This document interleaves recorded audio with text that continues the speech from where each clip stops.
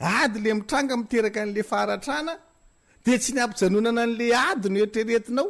fa nde tsabo an'le maratra inona koa zany nefa ianao ao anatin'lay mpitarika an'le firenena mivondrona ao anatin'le sadek de tsy mamme vaolana ianao zany hoe atao atsahatra io ady io de tsisy olona maratra tsony de tsy ilaina le tantsoroka medikaly na le tantsoroka la-pahasalamana zany fa ozy ianao hoe faminofatinareo fa zay antoka ny fanafody ho an'izay maratra oatra zany ange zany teniny andro rajoela zany ao anatin'le raha mampifanilana an'le F23 sy le RDC Congo na ny olona maheno zany ave tsy sosorena aminao le président Tshisekedi hoe men'le rangaty ohatra ny mampirisika n'olona ifamono de izy ny miantoka ny fanafody itsabona an'izay maratra zany dika an'izany zavatra tenenina Andriamantoa andro rajoela zany tena mampalahelo tena ohatrany hoe te 4 rangatsika mitondra firenena nefa tsika zany mba matikambo ary hoe tsika zao no mitondra le fikambana ny resepirena le sadek de zany ve ny zavatra tenentsika naovantsika communiqué hoe fa tsy miteny hoe faminofaty eo lasany fa zay antoka fanafody fa ohatran'izay zany ao le izy hoe medi ataovy zay adinareo any fa tsy problème anay le adinareo fa zay miantoka fanafody amin'io ka isika raha mitantanany sadeka isan'ny tombony azo sika de zao mandritra ny ray taona hitantanatsika ny sadek de itsika ny manomeny loahevitra hitantanatsika ny sadek le firenena zay mitantanany sadek zany no mametraka n'lay loahevitra hoe inona ny loahevitra hitantanana ny sadek de igny zany moa zany no asa ataon'ny sadek mandritra ny ray taona zavatra tsara ampahatsiaivina dia isika malagasy tafiditra ao anatin'ny troikany sadek io no rafitra anankiray mandray ny famahana olana aty amin'ny sadek zany io no mpitarika ny sadek raha atao hoe tsotsorona le izy le anton'le hoe troika zany hoe misy anankitelo no ao anatiny ao voalohany ny filoha amperinasa ny sadek de ny faharoa ny filoha teolohan'io amperinasa io zany ary ny fahatelo dia ny filoha vao hitantana zany de isika malagasy moa zany tafiditra anatin'izay hoe filoha vao hitantana zay satria amin'ny fionambeny sadek zay atao eto Madagasikara amin'ity taona tia no handray ny fahefana zany i Madagasikara dia izay zany no antony nahatonga ny filoham-pirenena sy ny délégation natariny zany namonjy an'igny fionana tamin'ny sadek igny inona no antony satria misy olana ny eo amin'ny République démocratique du Congo manana olana zany io misy fifanolanana amin'ny Rwanda eo akaikiny eo eto moa tsara zavaina voalohany amin'ny fifandraisana iraisam-pirenena de misy le antsoina hoe principe de subsidiarité zany hoe raha misy olana anankiray miseho dia ny vondrona zay akaiky ny olana igny zay no mamahazy ka ny RDC Congo moa zany le République démocratique du Congo dia mpikambana amin'ny sadek dia ny sadek zany no mamaha ny olana fa tsy ny Union africaine tsy ny firenena mikambana zay zany no fandehan-javatra ka izy io olana manahirana asa raha ekenao de ho fitipitignitsika kely hoe inona le tena olana agny amin'ny RD Congo le fandehany io de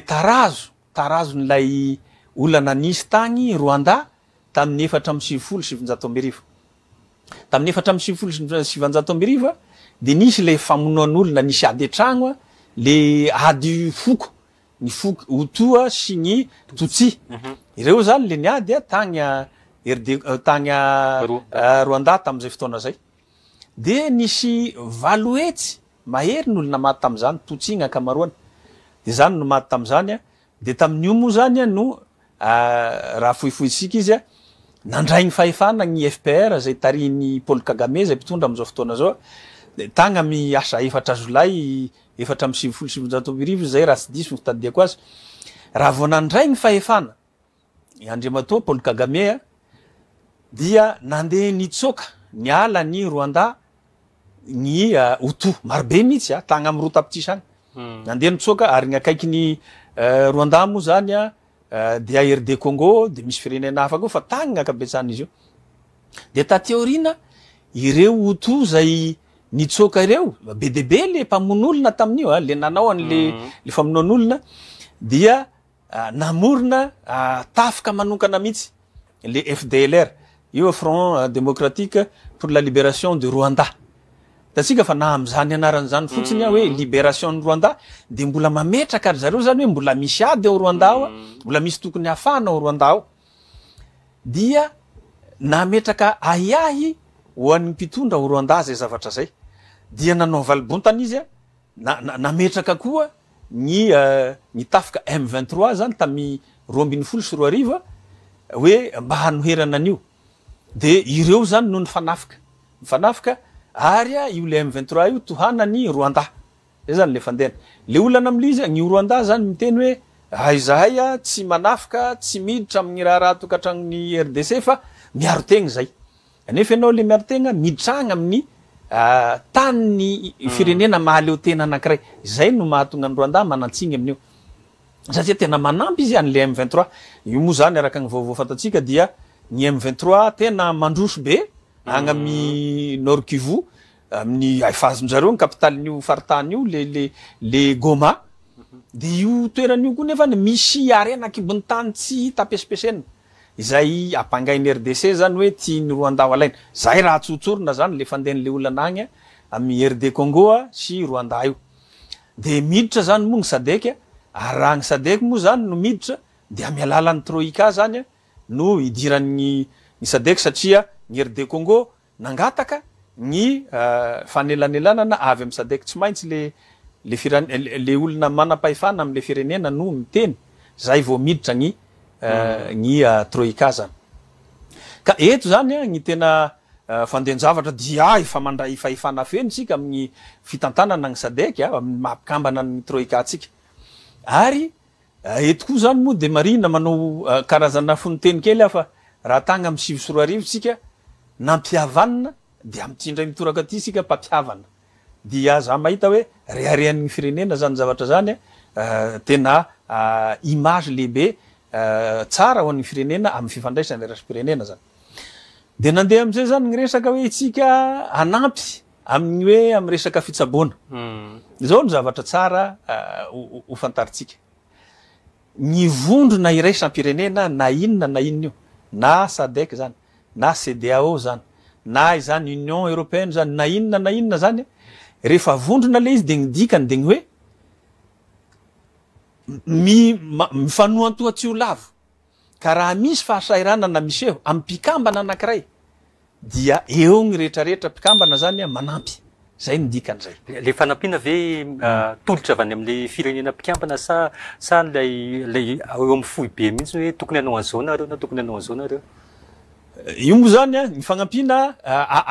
misy avy agny amin'ny firenena mpikambana satria raha mijery antsika ireo tsy manana hoe le tena hoe ny tafika ao ny tena hoe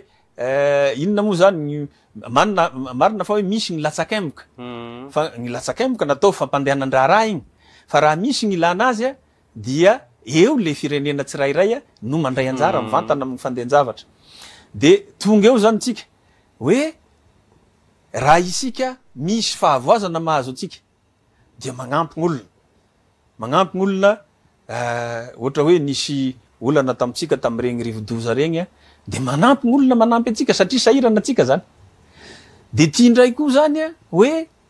voatafika ny RD Congo misy olona maratra agny, misy fisavorovorona agny dia magnampy koa zany zay firenena eo ka anatiny tsika le manampy am'izay fotoana zay.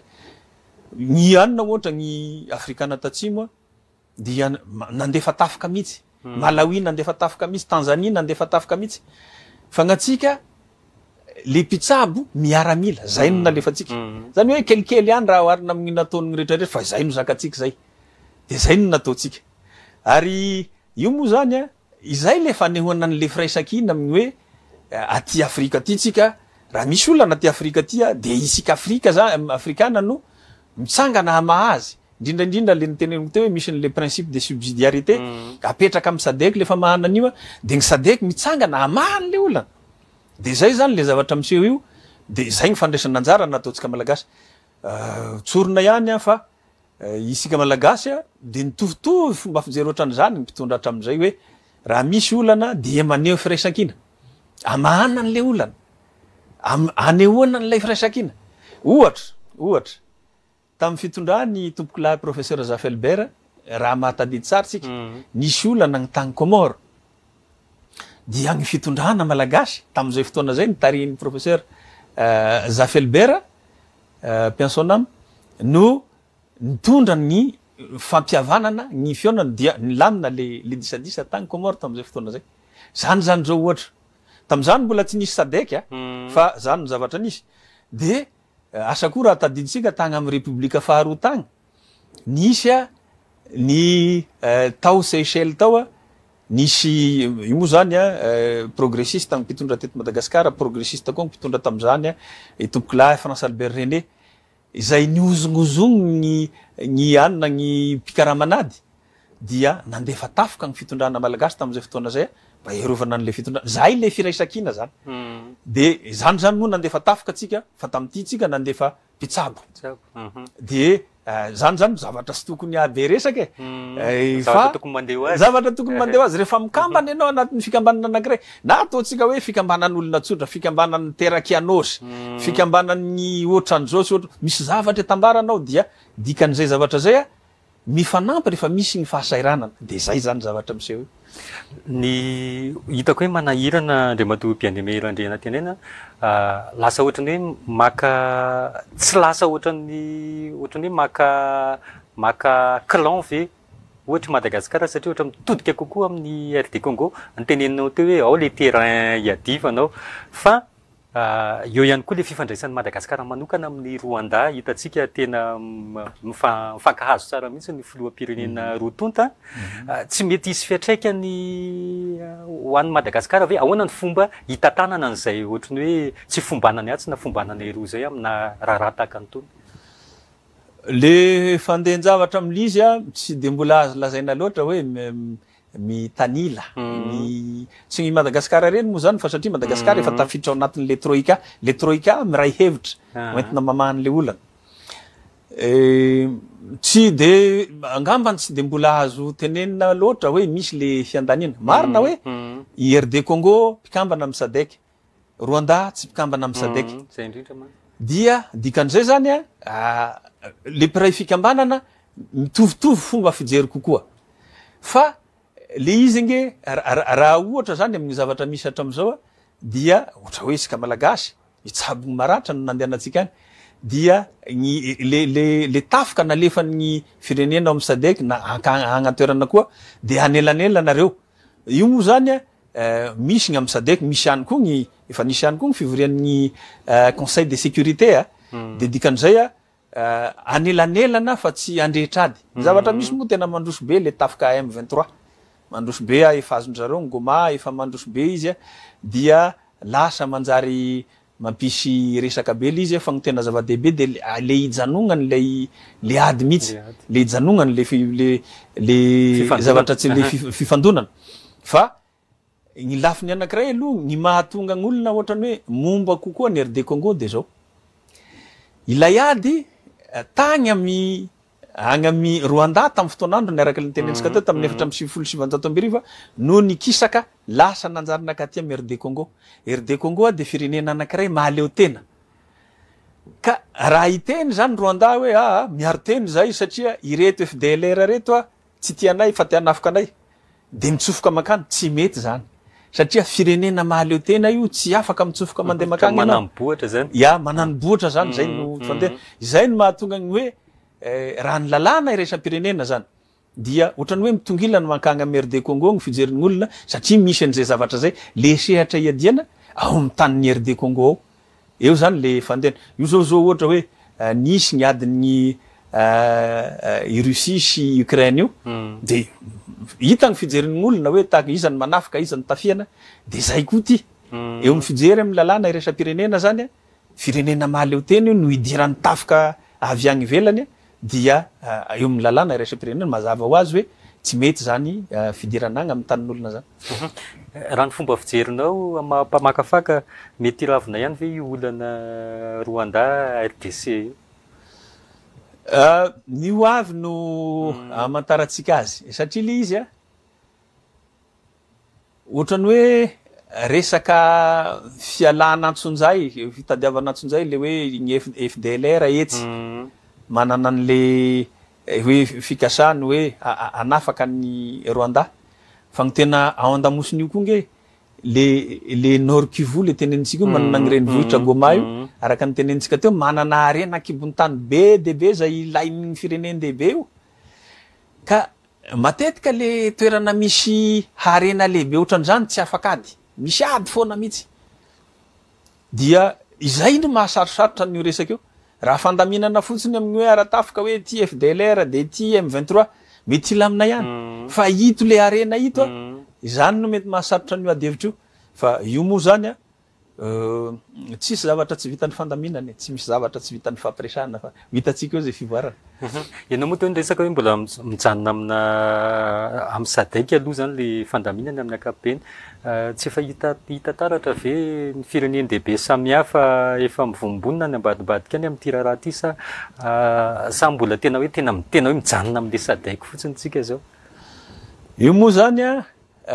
raha ny hoe ny resaka fifandraisana raisam-pirenena ny tenitsika teo le antsoina hoe principe de subsidiarité hoe le famahana n'le olana dia an'ilay vondrona akaiky kokoa n'le olana fa azadiny fa mifanindran-dalana am'le antsoina hoe principe de subsidiarité de misy ihany koa le antsoina hoe principe de suppléance zany hoe na de eo aza le hoe le vondrona akaiky ny olana no mamahan'le olana zany dia le eo amboniny eo inona moa le eo amboniny eo zay ao ny conseil de sécurité ohatra ao ny union africaine ohatra dia mivonona ihany koa hitondra ny fanampiana raha ilaina izany zay zany le fandehana ka raha ohatra hoe mivonimbonina ny rehetrarehetra mikasika an'io zavatra normaly ihany zany fa angambany ny zavatra hoe tena mipetraka koa mantsy de hoe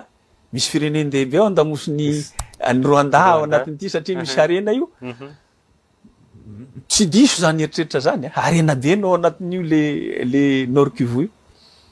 tena arena be no anatin'io fa mbola tsy mibaribary aloha zany mbola tsy misy hoe miseho hoe official na ohatran'izany hoe iza no andamosiny ao fa io koa matetika le fireneny dehibe tsy miseho fa de misy antsoin'zareo hoe guerre par procuration zany hoe olona hafa no alefaneo aloha eo fa izy ao andamosiny eo ihany fa de ho hitatsika ihany zany hoe iza no andamosiny eo fa resaka harena aloha zany isany antony anankiray koa mampisy ny korontany karazana sedra lehibe zany ty ho atsika Madagasikara manokana aloha hoe raha miravina zany le olana de ndeha ataoko hoe tena mahazo point mahazo teboka lehibe Madagasikara isan'ny mahazo moa zany fa le eto toerana mantsy le manao hoe ny eto raha tsy voalamina ko ny hany no alamina asa hoe manao ahoana raha sendran'izay ka zay hoe tena tsy milamina le izy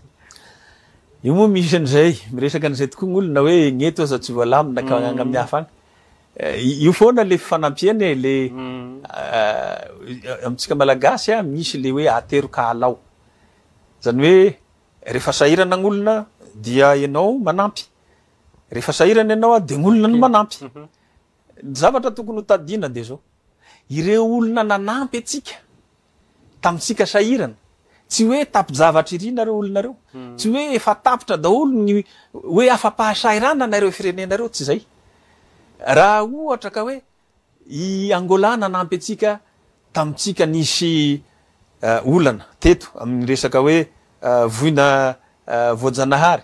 tsy midika zany hoe efa milamina daholo gn'agny Rwanda le agny Angola agny tsy midika zany hoe efa agny amin'ny paradisa daholo gn'olona agny Angola agny fa izay le fifanarahana hoe raha misy traboina raha misy trapahasairanana de manampy aloha zay tsy trapahasairanana de zay de zao zany misy trapahasairanana de anao koa no manampy azy le ady hevitra ohatran'izany zany ohatrany tsy mety le izy ty anankiray ohatrany hoe te hiangaviko anareo ampanajana ny ray aman-dreny zay hotononiko eto miala tsiny ray aman-dreny anonona gn'agnaranao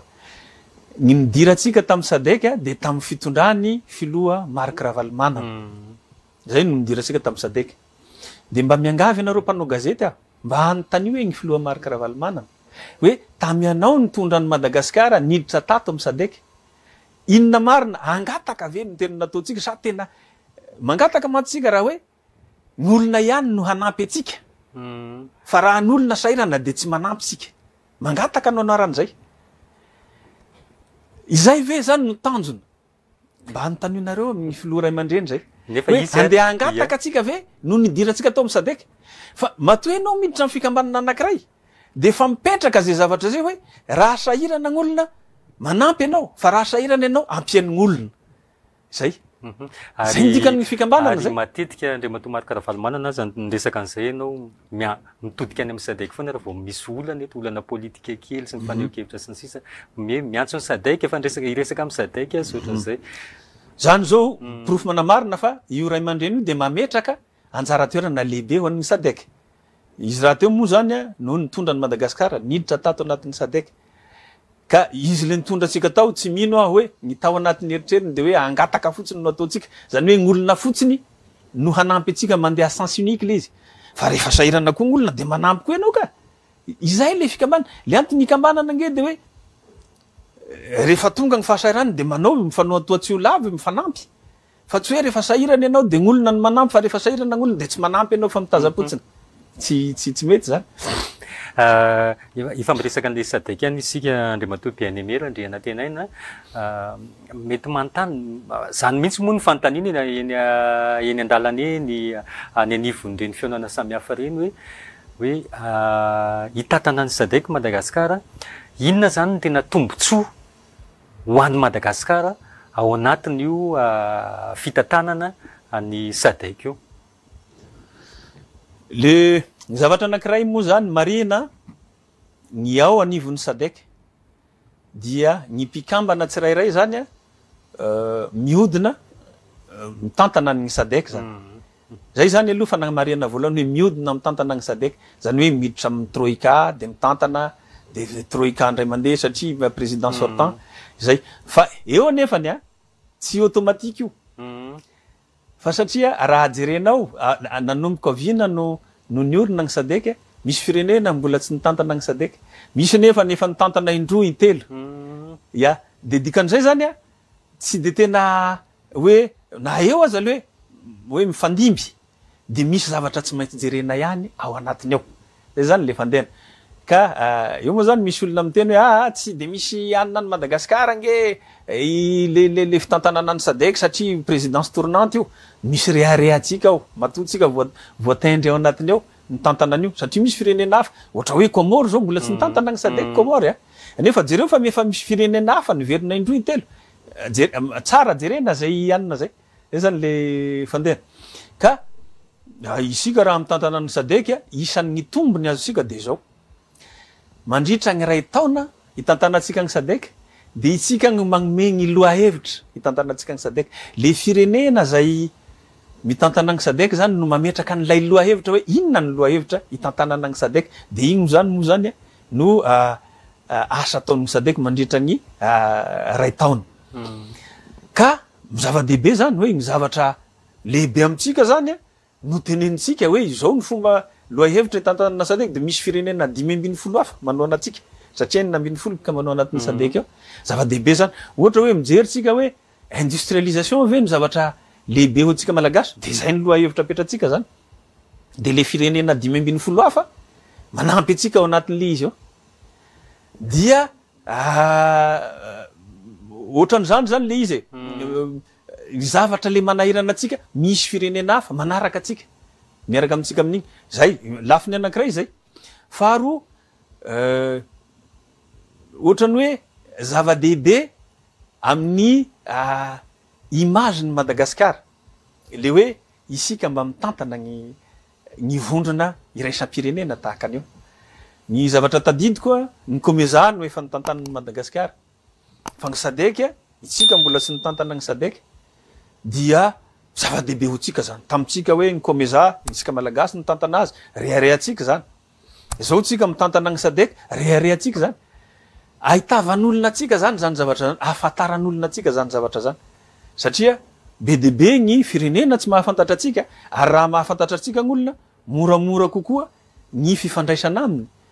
moramora kokoa ny fifampidiniana sy fifampirarahana amin'ny firenena manodidina atsika zany dia lafin-javatra anankiray lehibe zany hoe mba misy an'izany Madagasikara zany agny de afaka ahafahantsika manamora ny fifandraisana agny amin'ny firenena hafa ohatra zany hoe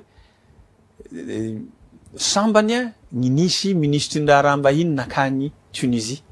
efa izy dolodolo anie zany hoe mavitrika lehibe zany ny diplomatie malagasy ary eto tsy sanatria hoe fanindraindrana olona fa dia tolorana fisaorana manokana no misy ny raharaham-bahintsika fa tena nanetsika izy tena nitantana ny diplomatie malagasy tena hoe amin'ny sehatra havy de avy be de be ny zavatra efa nisehoan'izany de zany zao ohatra hoe tsika tagny Tunisia mbola tsy nisy fitsidiana ohatra zany tagny olona mahafantatra atsika zava-dehibe ny natao tagny ny fanambarana ny arahana ny fifanarahana noraisina tagny sy ny sisa dia mipetraka zany amin'ny firenena hafa rehetrarehetra de tena zava-dehibe ho atsika zany zavatra zany Ivandresaka an'izay ihany ianao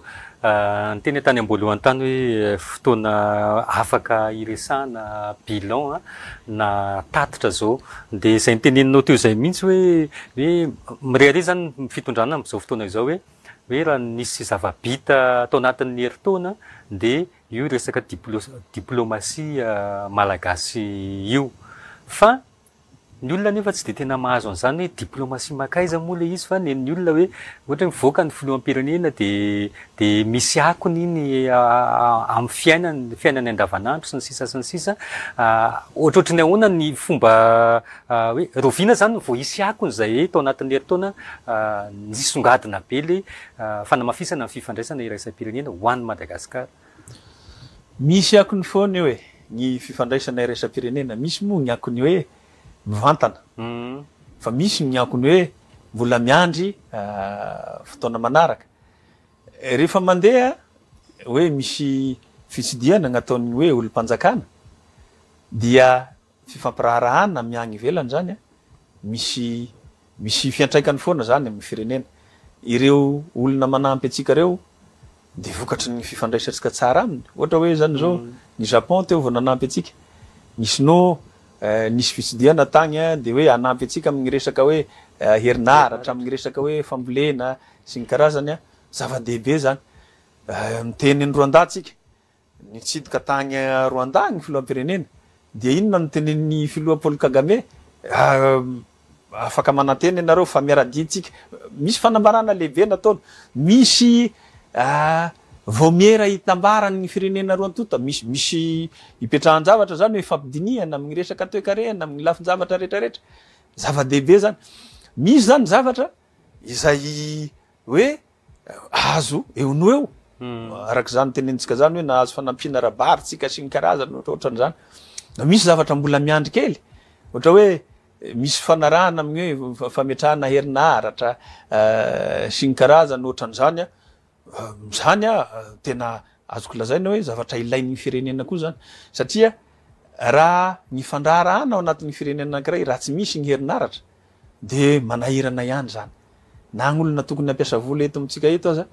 lasa tsy hampiasa ny volany satria voasakatsakany izy amin'ny hoe manana olana amin'ny resaka herinaratra sy ny karazany ohatran'izany tsy zany ihany fa misy lavin-javatra be dehibe no azo am'iregny hoe fifampidiniana regny de iregny moa zany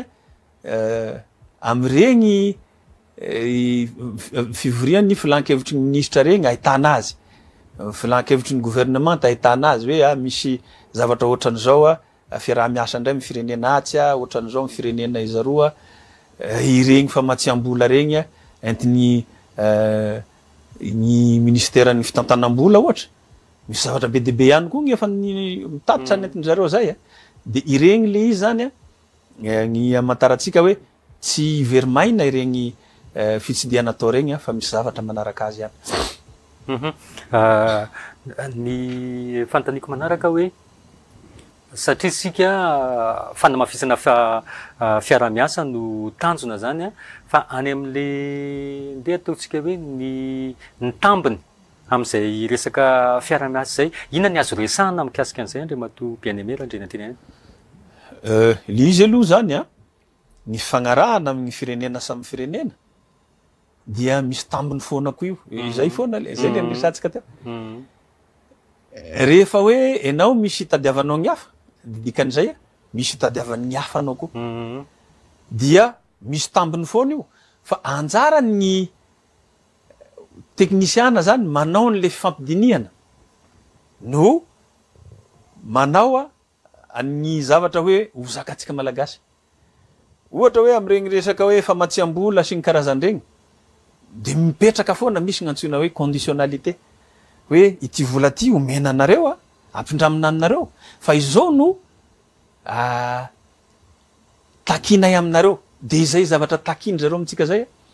izay zany ny mila an'lay hoe teknisiana mandanjalanja tsara sy mahay miady hevitra tsara mba ho zavatra zakatsika malagasy no afaka ho apetraka ao anatiny BDB fa matomo zany zao hoe mipetraka tahaka an'izao ny fandehan-javatra hoe mbola mandeha araka ny fotom-pisainana malagasy dia angambany mety hoe afaka ny ady hevitra araka an'izay mahamety azy ny anona zany hoe mpitondra malagasy fa misy agny amin'ny toerana hafa le tamin'io misy sarosarotra misy ohatra hoe am'le mariage pour tous io misy ampidirin-dralahy hoe mila ekenao zany ary zay firenena mandrara gny fisiany zany chargin-drazalahy mihitsy rehefa anao tsy ampiampiery fa raha io Donald Trump miresaka anazy io hoe tsy azo atao eto aminay zany sain-dralahy le izy ohatrohatran'izany le fandehan-javatra ka ny amezantsika azy de ny hoe misy tambiny foana io fa anjaran'ny teknisiana no miady hevitra ma hoe azakatsika malagasy anazy zany no fandeha za matsy miaingy am'le hoe raha vao misy fifanarahana ohatran'ireny de resaka zany mandeha hivarotra tanindrazana andray andeha misy arena be sy ny sisa ohatran'io resaka ny RD Congo io hoe misy arena be ao de hifantofana de io no ohatran'ny hoe tambony ohatran'izany eto Madagasikara ny fetran'le izy mihitsy hoe atraiza ny fetrany ekena zany hoe mety aminay zany fepetry zany na de tena hoe na koa hoe tsy mety aminay zany nefa ilay vola ohatra na le famatsim-bola tena ilaina eto Madagasikara tena misy io isika manana harena eto dia raha misy zavatra tiatsika hoe ho azosika hoe ho tonga avy eto dia misy ady hevitra am'le harena fa kanefany kosa eo ny tokony hoe mailo hoe rehefa hoe am'le harenatsika igny tsy atao gabraraka tsy atao variboba fa tena atao hoe amin'ny zavatra hoe tena mipetraka tsara misy ady hevitra tsara dia vajerena zany ny tsy amaty antoka koa ny firenena fa ankoatran'izay dia hoy izy hoe tokony hitandremana zany raha tsy mitera-boka tsoa ny firenena de tsy tokony atao zany zavatra zany sika moa manao karazana tatitra ihany iverina kely aty Afrika satria maromaro ny firenena no tsy dian'ny filoham-pirenena sy ny délégation malagasy mihitsy taty Afrika raha ny taona 2024 inona no mety ho tombony ho atsika ao anatin'ireny raha ny Afrika manokana akoatra ny efa voalaza teo momba ny SADC sy ny sisa regny moa ngamany mametraka an'lay leadership any Madagasikara hoe sika zany mitantana eto Afrika eto tantana ny SADC sika eo anivon'ny COI tsika commission de l'océan Indien malagasy ihany koa ny secrétaire général nio ary raha sy diso efa intelo tsika no mitantana an'io le secrétariat général ny an'io ny COI io kanefa ny ohatrany hoe Maurice mbola indray mandeha izy no mitantana an'io dia zany manana ny fampidiniatsika malagasy manandanja ny iraka alefatsika malagasy manandanja manana ny mahizy azy satria afaka nametraka an'izany tsika dia zava-dehibe zany hoe malagasy no secrétaire général eo ohatra zany no mpitantana ny fampandehanana ny raha rehetrarehetra ary itsika koa mbola manana ambition lehibe hoe ametraka koa tsika ny président ny commission de l'Union africaine zany na zay fomba fijery zay fotsiny za manokana tiako be zany hoe le manana fijery lavitra ohatran'izay ary tena miady ao anatiny ao hoe miady mampandresy lahatra zany hoe ity kandidana ity no alefa de tiako tenenina aminao zany hoe raha nivezivezy ny mpitondra nandritra n'lay hoe tamy taona lasa nivezivezy eraky ny Afrika ohatran'izany maneho le leadership tsika eo ihany koa lay fiaraha-miasa eo anivon'ny Afrika azadiny fa tamin'ny taona lasa no lanina le antsoina hoe ZLECAf zone de libre échange aty Afrika aty io sady tsara no misy tokony hitandremana ihany koa satria tsika efa manana ny SADC ohatra efa manana ny COMESA tsika de tiako nefany eo anivon'ny Afrika manontolo manana ny ZLECAf tsika dia mba tokony mihetsika tsika zany hoe tena azoantsika tombontsola izy satria raha gny hafa ihany no anao tsena ty amitsika ty de kanefa ntsika tsy ho afaka anondrana makagny amin'ny agny tsy manan-javatra ho alefa dia tsy azo antsika tombondany le izy agnatin'izay lafin'izay ka mino fa ireny moa zany hoe nandeha tety any Afrika sika moa tsy afaka isolotegna ny zareo tompona andraikitra zay nivezivezy tagny zareo ihany mahafantatra ny hoe tena nataony fa mba avinavinagna atsika eto hoe mijery hoe inona ny zavatra tsara ho an'ny firenena inona ny zavatra tadiavin'ny atsy tadiavin'ny aroa de rehefa mivelatra tsara le tsena iraisan'ny Afrika dia afaka atsika hoe manarara ohatra hoe inona ny tokony atao inona ny tokony alefa efa miomana koa tsika eto an-toerana be de be ny zavatra mety ho afaka atao ohatra ihany koa ny tany Chine inona ndray zavatra azontsika antenaina ohatrany hoe mandresindresy lahatra amin'ny resaka BRICS satria fionambe ny Chine sy Afrika mihitsy le natao tany tamin'izay fotoana zay tsika nefa mbola tsy milaza hoe hiditra na tsy hiditra na hiala na hoe makaiza zany tsika ao anatin'le fiarahana amin'ny Chine sy zay firenendehibe miaraka amin'ny Chine ihany koa satria tadio fa efa mametraka ny anarany ihany koa ny Chine zany ny firenena sinoa am'izao fotoana izao mety azontsika iaraha-miasa any amin'ny fahombiazana koa ve Chine zany Chine tena mpiara-miombonantoka anankiray lehibe zay tsy azo tsinotsinoavina tena zava-dehibe eo ary lay nanatrea atsika nan'ilay fionamben'ny Chine sy Afrika de tena zava-dehibe satria taorina n'le fivorina igny dia ny délégation malagasy de mbola nijanona tagny mbola nanao n'le fampirarahana jery orinasa mijery mpandraharaha sy ny karazany ohatran'izany ireny mantsy le zavatra ohatra regny hararaotina zany hoe iantsoana n'olona koa amatsy vola mandeha makaty amitsika ty hampiasa vola mandeha makaty amitsika ty efa misy ny ambasady agny mo ireny tena zany koa tena asany koa am'le diplomatie économique hoe tena manao an'izay isintomana n'lay mpampiasa vola mandeha makaty ary dia zavatra betsabetsaka ihany le nijerevan'ny délégation tagny tam'regny fotoana regny amin'ny isany le tenentsika teo am'le resaka hoe herinaratra famatsiana herinaratra teo ary nisy ny fifanarahana ny fampidiniana akaiky tao anatin'igny dian'ny délégation malagasy tagny Chine igny ka ireny tena zava-dehibe regny ohatsika firenena manana ohatran'izao ny heritsika azo lazaina hoe firenena madinika dia tsy tokony ifiditsika fa naiza misy tokony hoe afaka miara-miasa dia tokony eo foanytsika ary manao n'le fampidiniana am'le resaka hoe isariana n'le mpampiasa vola mandeha makaty Madagasikara ty dia tena zava-dehibe zany nataotsika zany ny sinoa efa ny fampidiniatsika na namonjy azy sika efa nisy koa le natao tagny nanasana manokana ny filoam-pirenena tagny en français nataony MEDEF de tonga tagny filoam-pirenena koa tam'izay fotoana zay nasaina manokana izy tam'izay de nisy ny arahana tamin'ny Russie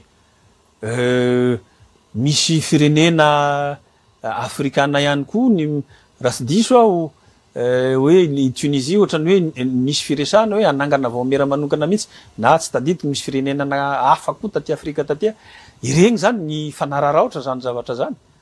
hoe apetraka zany mba hisy tomatsika amin'ny ampandrosoana n'lay toekarena zany Mety mitranga ve Andriamatoa bien-aimé Landriana tenaina hoe firenen'lehibe ohatra tsy mitovy fomba fijery na amin'ny lafiny rehetra mihitsy nefa ianao miara-miasa amin'ny firenena ohatra izay andeha ataoko hoe mifanandrana amina firenena anankiray mety mametraka mety misy ve fotoana hoe tena mametraka condition le firenena anankiray raha miara-miasa amin'ny ianareo dia tsy zay tsy hanampy mety mitranga ve zany mety ho ataondry zareo mihitsy zany mety ho ataondry zareo mihitsy zany zavatra zany inona no antony ireny zao ohatra hoe tamin'ny anatin'ny tiadiny Russie sy Ukraine tia dia misy an'ireny vote atao agny amin'ny firenena mikambana agny amin'ny fivoriam-be ny firenena mikambana ireny misy fetra mantsy le izy hoe raha ohatra ka firenena ohatran'izao no isany manao an'ilay fifidianana zany misy résolution apetraka dia tena hoe misy fanontaniana apetraka zany de hoe raha alefa le résolution igny de lany igny raha izao no fetrisa ilaina tsy lany igny raha sy tratra io fetrisa io dia manindry le firenendehibe zany hoe mba hahatonga atsika hoe ifidy an'igny résolution igny de am'izay fotoana zay be dehibe gny firenena tsy te hiditra ao anatin'io hoe misy ny tsy tonga mihitsy misy ny manao abstention tsy mifidy izy be dehibe zany fa eo mbola mipetraka ihany koa le tsindry hoe tsy maintsy raha zavatra nihitatsika hoe raha ny teto Madagasikara teto dia samby nandresy lahatra atsika malagasy na amin'ny ry zareo tagny Russie na lay antsoina hoe Occident collectif misy an'izay fomba le Occident collectif zany le tandrefana sy le mpiaradia aminazy rehetra de samy nandresy lahatra atsika dolodolo de isika koa nahita le fivoaran'lay fomba fijeritsika tamin'izay fotoana zay manindry mihitsy izy ka tena manindry izy am'izay lafin'izay nefa moa zany ny malagasy tena tsara ho an'ny malagasy ny hoe miara-miasa amin'ny rehetrarehetra tsy maka hoe tena mandeha makaty zay fa miarahana miasa daholo ny rehetrarehetra satria ireo firenendehibe reo zay tsy mahay sobika mahay fatrambary dia samy miarahana miasa daholo izy fa matetika moa misy le tsindry dia tsy indraindray misy ny tsy azo anoharana ary le olona tratran'izany azo menatsiny loatra fa tsy fantatrao zay zavatra nanjoanazy tao zay zany mety nahatonga atsika tamin'ny niady ny Ukraine sy Russie iny hoe zay tsy momba ny ady tsy naneroa fa zay mijanona eo afovoany naresaka ihany koa satria nandray fitondrana indray Donald Trump manana ny politika fanamafisana ny politika nentiny tamin'ny fampelezan-kevitra somary mampisy resabe ihany ho an'ny eto Madagasikara zao dia mandeha le resaka hoe tapaka hono ny fanampiana avy amin'ny USAID sy ny sisa mety tena hoe tonga aty amintsika mihitsy ve ny politika vaovao ny Donald Trump io tena tonga aty amintsika mihitsy le izy ary tsy isika ihany fa maro ny firenena tratrana isan'ny fanapahan-kevitra voalohany ny raisy ny fitondran'ny Donald Trump dia ny nampihantona ny famatsiam-bola ataondry zareo maneran-tany mihitsy io afa-tsy firenena roa ihany no sotratran'izay dia Israely sy Egypte zay firenena roa zay ihany no sotratra hoe mbola mandeha ny famatsiam-bola fa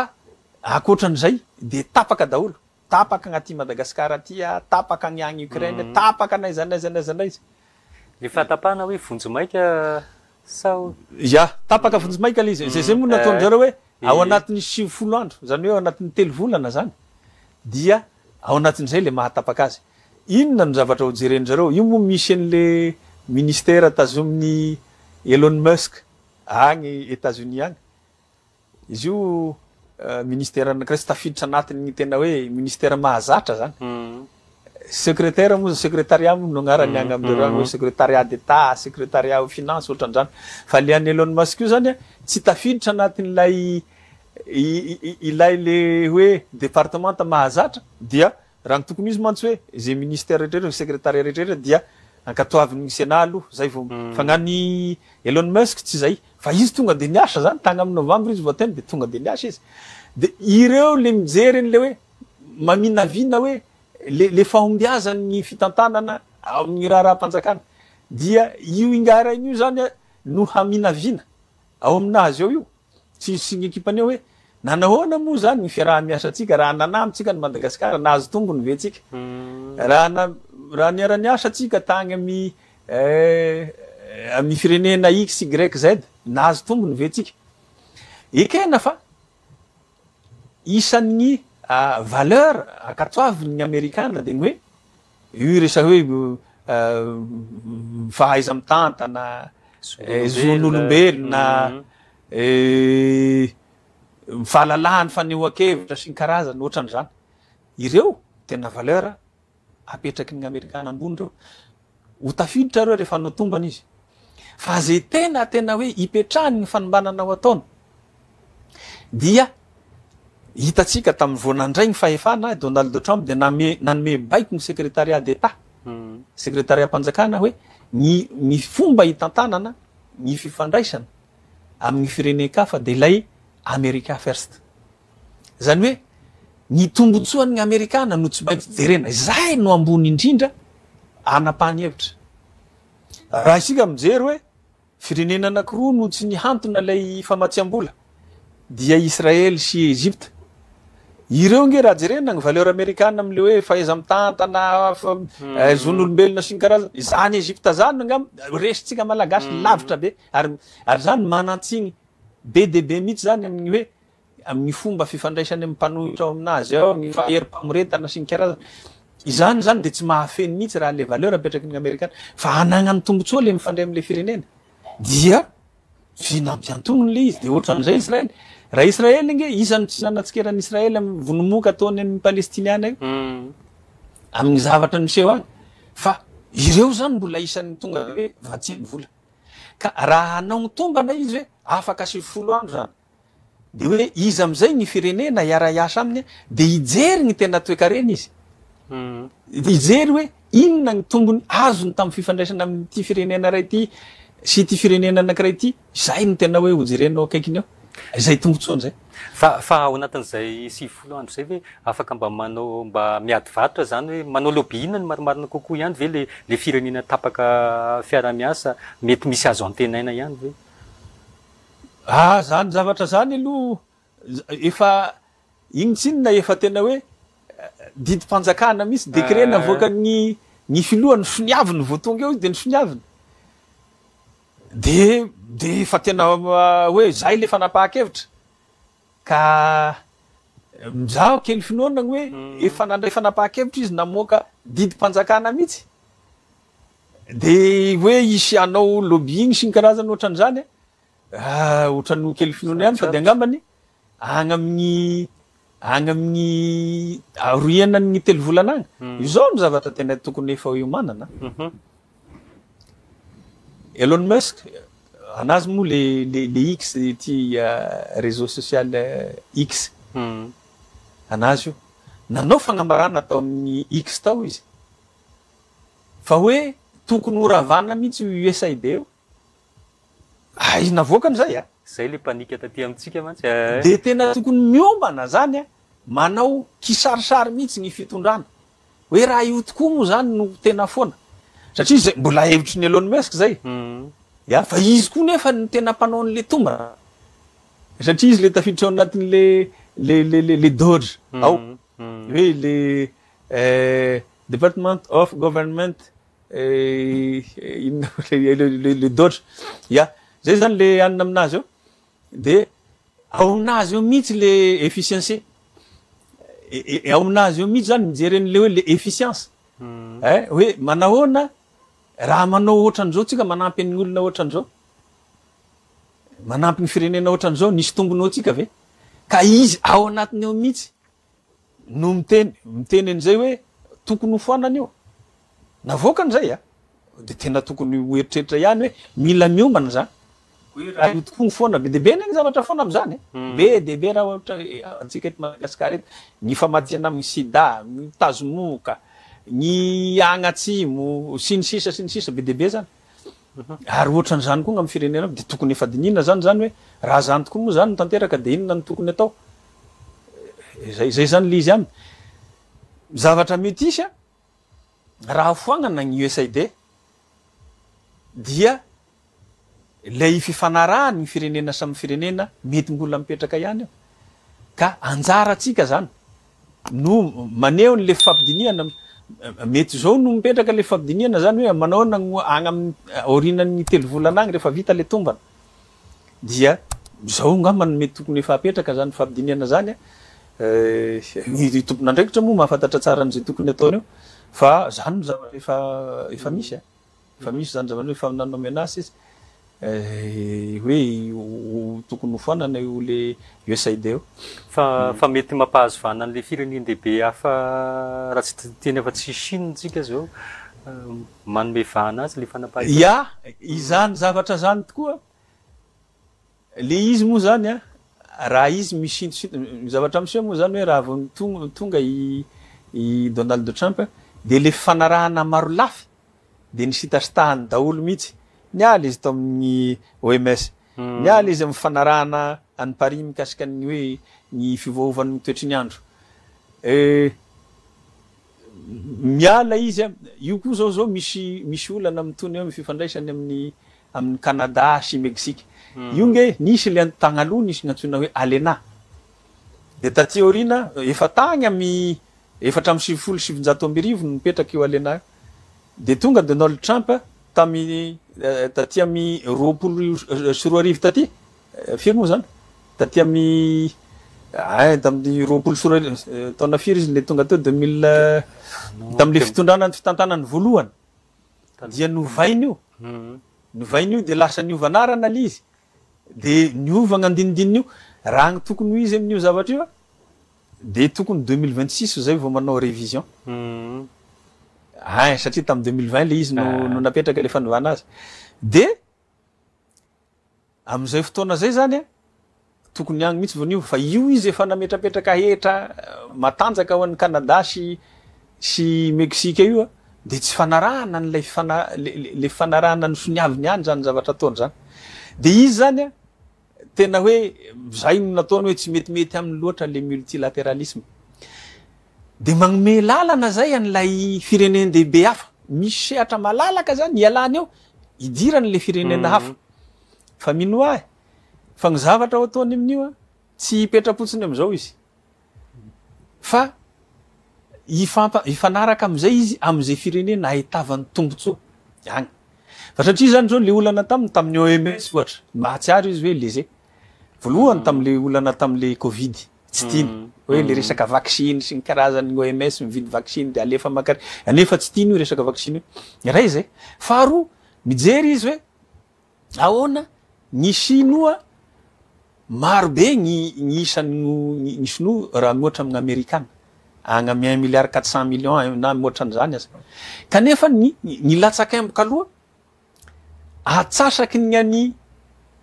États-Unis ny alohan'ny Chine de tsy tiany zany zavatra zany de niala izy fa io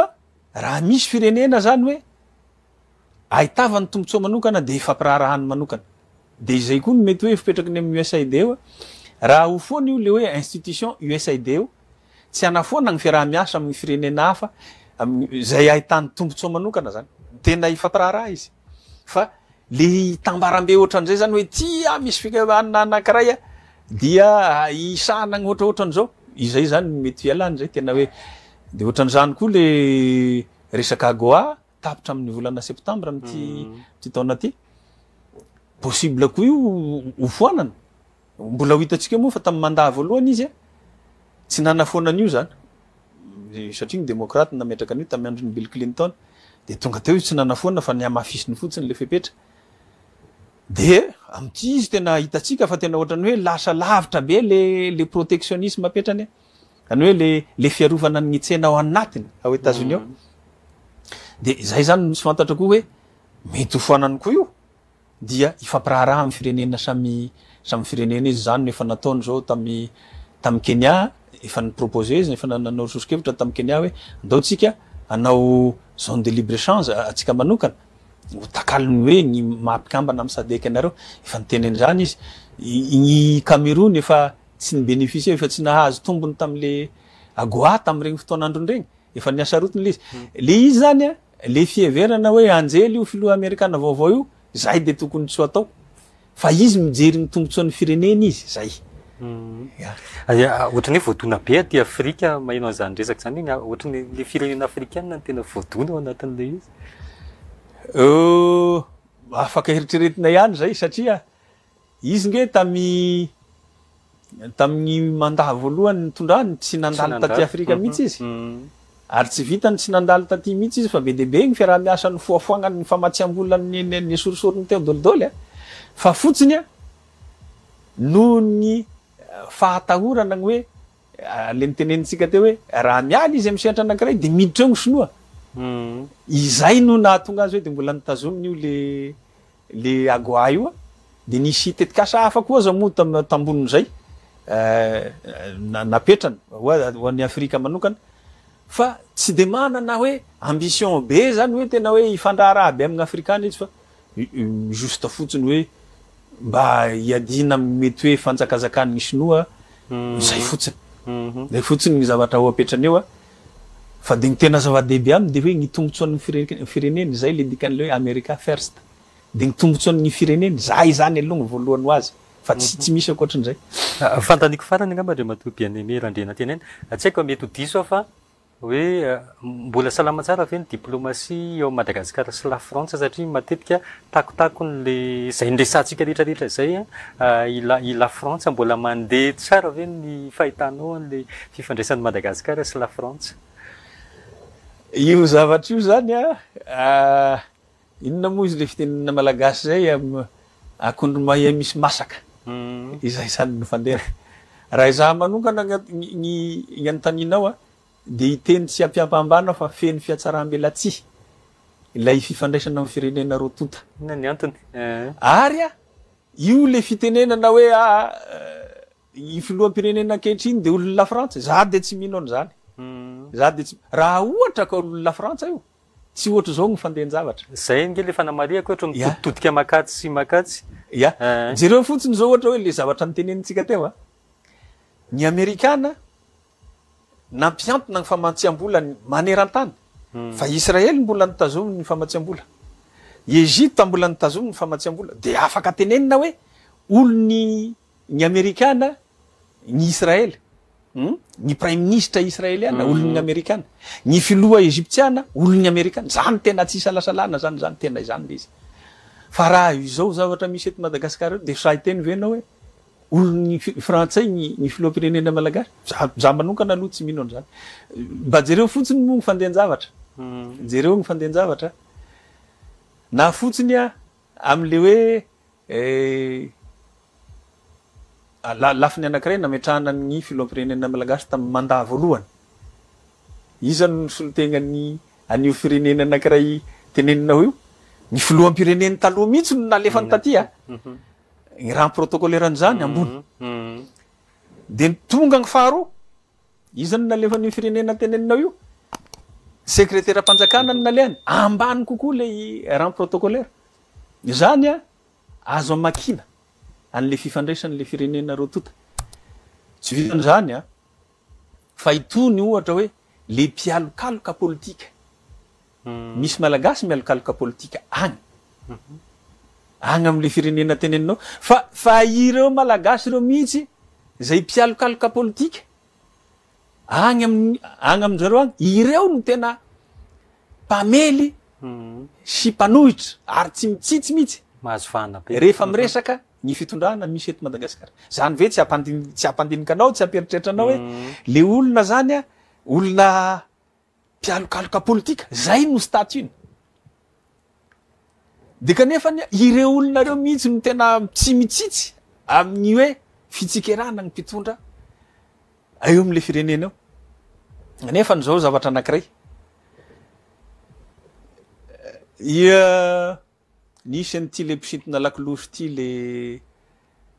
Julian Assange tamin'ny fotoan'androny nangataka fialokalofana politika tagny am'le firenena tsy tononontsika io tsy nomendry zareo tsy nahazo satria inona no antony le firenena ndehibe zay amoahany ty Julian Assange ty le dossier be de be ary tsy hijanona izy fa mbola iresaka an'io firenena io mifandray mifandray ara-diplomatika aminy atahorana azony mafy le fiaraha-miasa aminy de tsy niraisy ny Julian Assange satria izy alokaloka politika any kanefa izy mbola hanatsikerany le firenena zay mifandray akaiky aminy azonao zany de maninona aza reto mpialokaloka politika sasany reto raisiny somatsara agny omeny fampialokalofana politika kanefa mitsikerany lay fitondrana eo an-toeranao zay fotsiny de fataro am'izay zany hoe tahaka ny ahoana ny fandraisantsika sy ole firenena teneninao zay le izy mety hisy voka-dratsy ve zay ho an'le firenena mihitsy sa ohatrany hoe efa nandroso ny toedrara tiako tenenina efa nivoatra ny toedrara tsy ohatrany taloha vao miresaka de Madagasikara Frantsa hony Madagasikara Frantsa hony za manokana raha agny fisehon-javatra tato faraparany mbola tato aoriana tato de mbola mihevitra hoe mbola eo anatiny le akondro maia misy masaka ao anatin'ny fiatsaram-belatsy eo mahatonga anay teny an'izay mantsy zao le resaka Îles Éparses satria tsy voaresaka tsony io ndray a le resaka Îles Éparses io zany a le mety misy antony mahatonga an'io mbola tsy tanteraka na am'izao toedrara tamin'ny fotoana mantsy a efa natao ny fampidiniana teto Madagasikara teto de atao ny fampidiniana mandeha makagny tagna amin-drareo ndray dia tam'izay a nanova gouvernement atsika de tsy nitanteraka le izy de jereo tsara agny am'izao fotoana zao fa mikorotana be gny agny amindry zareo agny a